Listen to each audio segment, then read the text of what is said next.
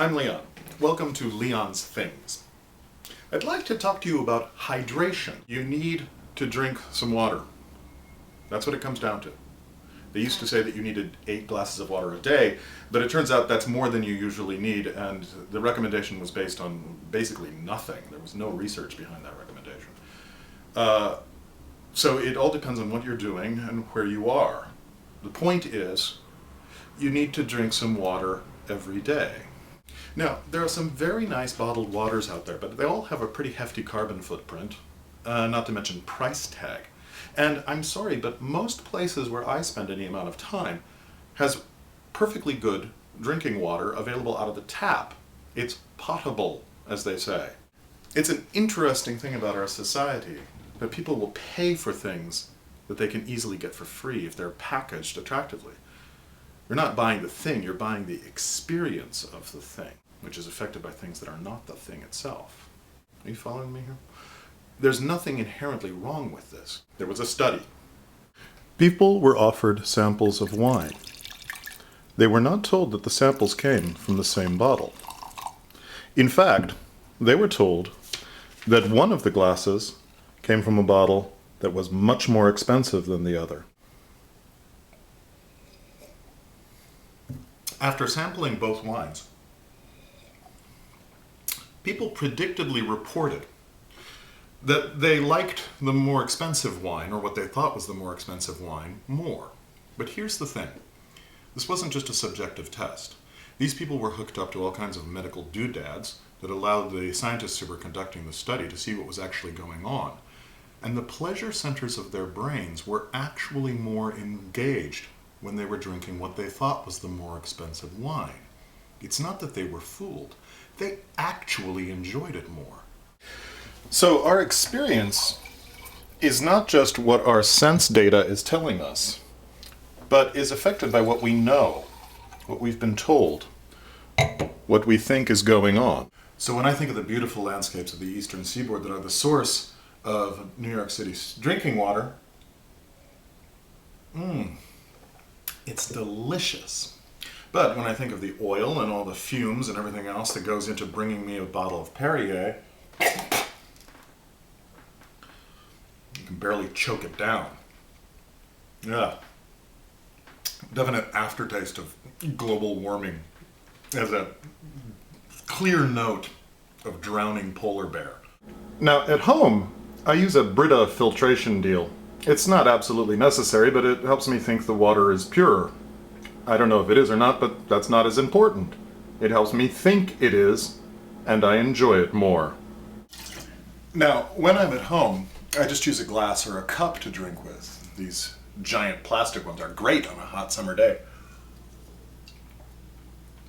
But if I'm hiking or on my bicycle, I use a Camelback hydration system, which features this here tube with a bite valve. That way I don't lose a moment's advantage as an animal who uses 2 hands. Yeah, I don't have to hold things to drink them. Holding things, grabbing things is for chumps and losers. That's the idea with this thing. Now, the water is stored in this bag. It's this bladder that's built into the backpack. You can see how this is eventually going to be a surgical implant. Which brings us to the subject of this episode, the SIG bottle. The SIG bottle is a reusable aluminum water bottle made in Switzerland. Okay, it's made of aluminum and it's made in Switzerland. I'm using it in New York. That means there's kind of a carbon footprint here, okay? But it's got a couple of advantages. One is that it doesn't leach toxic chemicals into my water. The other is that it's durable enough so that I can use it a long time. This allows me to offset its carbon footprint because I can think of all of the other bottles of water that I'm not using. But for that to work, I've got to use it for a long time. How long? Let's say that the amount of time you need to use a SIG bottle to offset its carbon footprint is a span of time known as a SIG year. Now, I honestly don't know how long a SIG year is, but I have 4 SIG bottles. I bought 2 of them, so I'm responsible for the SIG years for those 2. The other 2 I shall we say, inherited them from various sources. But what I do with my 4 cig bottles is I spread them out in my life so that whenever I'm going to need a bottle of water, I've got a cig bottle that I can use. These are my 2 workhorses. This blue standard 1 liter model and the blue oval flask half-liter one. I take these everywhere. I travel with them. I take them to the gym. They're with me all the time. I keep this black one in my locker here at the City Company studio so that I can use it when I'm working in the studio here. It has this funky design on it. I'm actually very fond of this one. I keep this dorky Think green one at home. It's perfectly good, but I don't like the design, and I don't want people to see me with it, so don't tell anybody. Think green. Geez, I don't want to think green. I just want to see if I can slow down the destruction of the more hospitable characteristics of our environment. This whole thing about how much you have to use something to offset the carbon footprint of its production applies to things other than cig bottles. Coffee cups, for example. You feel righteous by using a ceramic coffee mug instead of using a disposable coffee cup. But here's the thing. Ceramic coffee cups, a lot of them are made in China, are so expensive in terms of carbon footprint to make and haul that you have to use them for years to offset their carbon footprint. This one was my favorite. I bought it when I first moved to New York 12 years ago, and I use it almost every day. Al Gore would be so proud of me.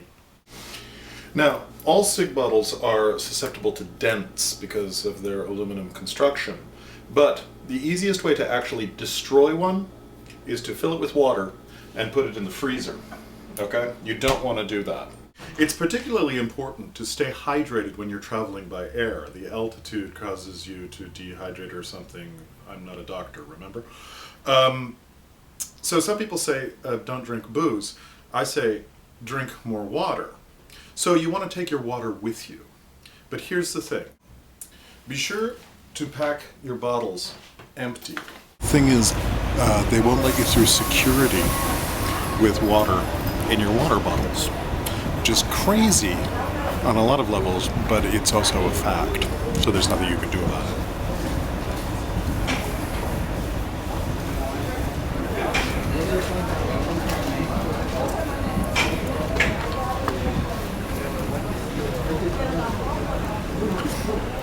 I mean, airports are weird environments anyway. So the thing is to find a water fountain and then fill your water bottles there once you've gone through security. Okay? The design of the cig bottle features this distinctive screw on top with a hole in it. I mean, it's kind of high-tech and low-tech at the same time. The hole is so that you can run a climbing rope through it or hang it off a carabiner, although usually you just end up using it for your finger. You can get different caps for cig bottles. They have the sport cap that allows you to drink the water without taking the top off, but they look stupid. I mean, that's just not right. I first encountered cig bottles as straight-up camping gear. Simple, just these metal bottles. And my brother had a camp stove that you could screw the top onto, and the cig bottle became its fuel tank, essentially. It was a really elegant design that I liked a lot. In those days, they didn't have all the colors, and we didn't know that they were saving the world. But the basic design of these things is really solid. Practical, elegant, timeless. Thanks for watching Leon's Things. I think there are going to be some shorter episodes coming up. What do you think? If you want information on where you can buy cig bottles or anything else you see on Leon's Things, get it somewhere else. We're not about that here. We're not selling anything.